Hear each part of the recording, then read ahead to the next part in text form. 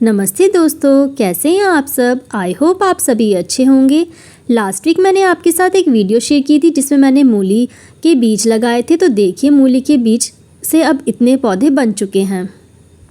ये ग्रोथ लगभग 8 दिन की है। तो देखिए कितने अच्छे से हमारी मूली ग्रो हुई है। और हमने धनिया भी लगाया था तो धनिया भी अब अंकुरित हो चुका है, यानी कि धनिया की ग्रोथ भी अच्छी चल रही है। एक दूसरे टब में भी हमने धनिया लगाया था तो देखिए उसमें भी धनिया अच्छे से अंकुरित हो चुका है।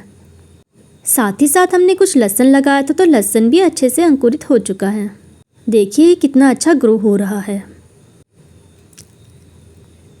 7-8 दिन के हिसाब से सभी चीज़ों में अच्छी ग्रोथ चल रही है। तो आज फिर मैं आपके सामने कुछ और सब्जियां जो मैं लगाने जा रही हूँ वह शेयर करूँगी। मेरे पास 2 तेल के खाली कनस्तर पड़े थे, उन्हीं को हाफ काट के मैंने ये 2-4 प्लांटर बना लिए हैं। अब मैं एक छोटे से औजार की सहायता से इसमें छेद कर रही हूँ जो कि ड्रेनेज के लिए बहुत ही ज़रूरी है। इसी तरीके से कबाड़ से जुगाड़ करके मैं अपने घर पे बहुत ही कम दाम में या यूँ कहिए कि फ्री में प्लांटर तैयार कर लेती हूँ। आप भी चाहें तो अपने घर में कुछ बेकार पड़ी हुई चीज़ों से इसी तरीके से प्लांटर तैयार करके अपनी मनचाही सब्जियाँ उगा सकते हैं। यूँ तो बाज़ार में सभी कुछ उपलब्ध होता है, लेकिन अपने हाथ से लगाई हुई चीज़ों का आनंद अलग ही होता है। अब मैं इन छेदों को अच्छे से पत्थरों की सहायता से बंद कर लूँगी ताकि इन छेद के रास्ते मिट्टी बाहर ना जाए और प्लांटर में ड्रेनेज अच्छे से बने रहे। इस प्लांटर को मिट्टी से भर रही हूँ। इस मिट्टी में मैंने खाद ऑलरेडी कुछ मिली हुई है और थोड़ा सा गोबर खाद मैं और इस्तेमाल करूँगी। थोड़ी बारिश हुई थी इसलिए मेरी मिट्टी में नमी बनी हुई है। आप भी इसी तरीके से अपने घर में प्लांटर बना के सब्जियां लगा सकते हैं। तो देखिए मेरा एक प्लांटर अच्छे से तैयार हो गया है। मैंने इसमें अच्छे से खाद भी मिला ली है। तो इसी तरीके से एक एक करके मैं और प्लांटर्स भी अपने रेडी कर लूँगी। इसी प्रक्रिया को मैं सारे प्लांटर्स के साथ दोहराऊँगी। सभी मैंने अच्छे से छेद कर लिए हैं और उनको ड्रेनेज होल को पत्थर की सहायता से, आपके पास पत्थर ना हो तो जैसे टूटे हुए गमले रहते हैं, जैसा कि मैंने यहाँ पे टूटे हुए गमले को इस्तेमाल किया है, आप भी कर सकते हैं। और एक एक करके मैंने चारों प्लांटर अच्छे से मिट्टी से भर लिए हैं। ये काम ख़त्म होने के बाद में मैं इनमें आज कुछ 4 नई सब्जियाँ ग्रो करूँगी। मैं हमेशा कुछ ना कुछ नया ट्राई करती रहती हूँ। कभी कभी फेल भी होती हूँ पर अपने फेल से कुछ सीखती ही हूँ। तो आज भी मैं कुछ नई सब्जियाँ ट्राई करूँगी जो मैंने पहले नहीं लगाई हैं या कुछ लगाई हैं। तो वही चीज़ें मैं आपके साथ शेयर करूँगी।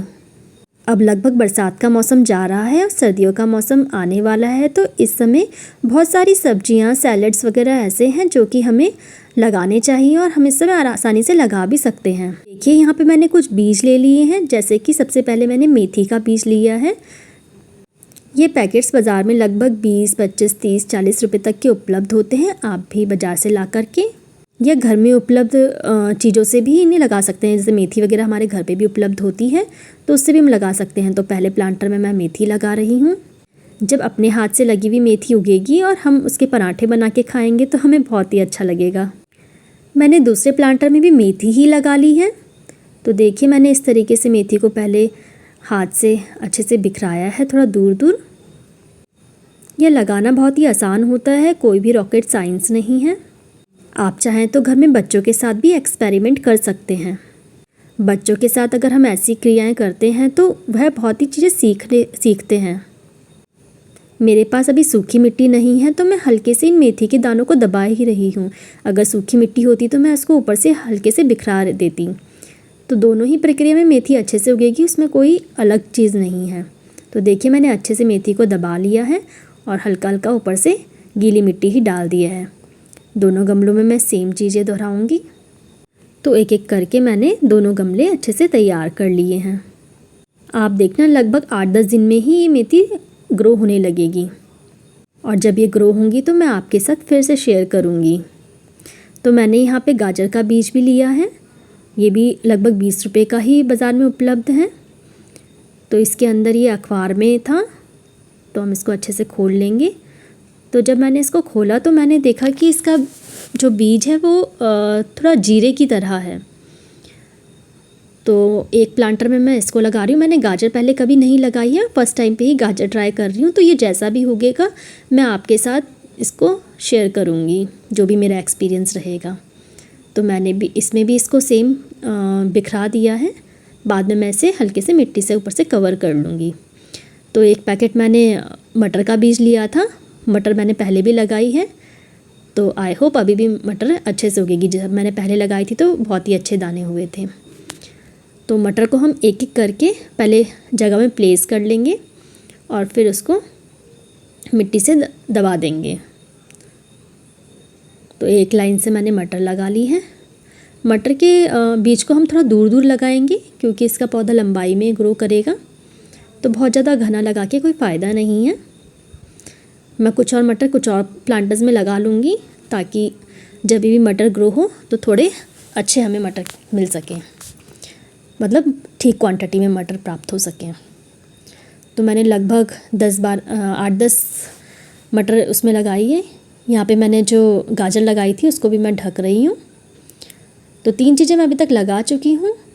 और एक मेरे पास में घर में कुछ मूंगफली के दाने पड़े हुए थे जो कि मुझे लग रहा था कि पड़े पड़े ख़राब ही हो रहे हैं। तो मैंने सोचा कि एक प्लांटर में मैं उन्हें भी लगा लेती हूँ। अगर ये हो जाएंगे तो अच्छी बात है, नहीं होगा तो कुछ ना कुछ सीखने को ही मिलेगा। तो मैं देखिए कैसे मूंगफली के दाने लगा रही हूँ। हालांकि मैंने एक बार पहले लगाए हैं, उस समय अच्छे से ही ग्रो हुए थे, बट ये थोड़े ख़राब हो रहे थे। तो मुझे आइडिया नहीं है ठीक से होगा कि नहीं होगा। तो ट्राई करके देखते हैं, जो भी एक्सपीरियंस रहेगा मैं आपके साथ आगे की वीडियोज़ में शेयर करूँगी। तो मैंने सबसे पहले मूंगफली को अच्छे से प्लेस कर लिया है। अब मैं इनको दबाऊँगी। तो मूंगफली लगाने का तरीका तो यही होता है। हालांकि ये थोड़ा रेतीली मिट्टी में लगता है, लेकिन मैंने पहले भी नॉर्मल मिट्टी में लगाया था तो ये अच्छे से ग्रो हुए थे। तो मुझे इसकी चिंता नहीं है कि इस मिट्टी में नहीं उगेगा। तो एक एक करके मैंने इनको प्लेस कर लिया है और अच्छे से दबा दिया है। मेरी मिट्टी में ऑलरेडी नमी है तो मैं आज इसमें पानी नहीं डालूँगी। तो मैं नेक्स्ट डे इसमें पानी डालूँगी। वीडियो देखने के लिए धन्यवाद।